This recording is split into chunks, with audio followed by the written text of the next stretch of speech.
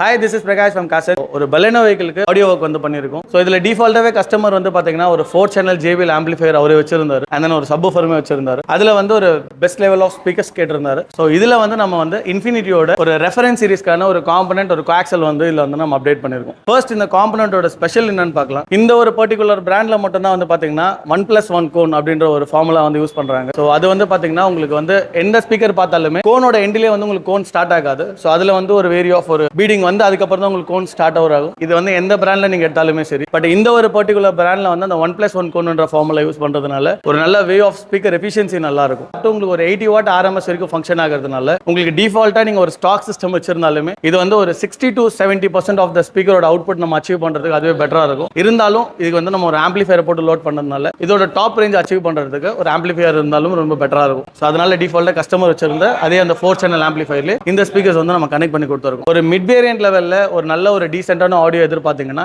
இந்த ஒரு ஸ்பீக்கருமே one of the best option. So இன்ஃபினிட்டியோட ஒரு வே ஆஃப் ஒரு சிக்னேச்சர் சீரிஸுமே சொல்லலாம். ஸோ இந்த மாதிரியான ஸ்பீக்கர்ஸ் வந்து பார்த்தீங்கன்னா வே ஆஃப் பட்ஜெட்டுக்குள்ள வரும். செகண்ட் வந்து ஒரு நல்ல ஒரு வே ஆஃப் ஆடியோ எக்ஸ்பீரியன்ஸுக்குமே நல்லா இருக்கும். இதில் வந்து ஃப்ரண்ட் காம்பனன்ட் ரியரில் வந்து பார்த்தீங்கன்னா அதே ரெஃபரன்ஸ் சீரிஸ்க்கான ஒரு கோஆக்சல்மே ஆட் ஓவர் பண்ணிருக்கும். டிஃபால்ட்டாக ஃப்ரண்ட்ல வந்து டியூட்டர் கட்சிரும்.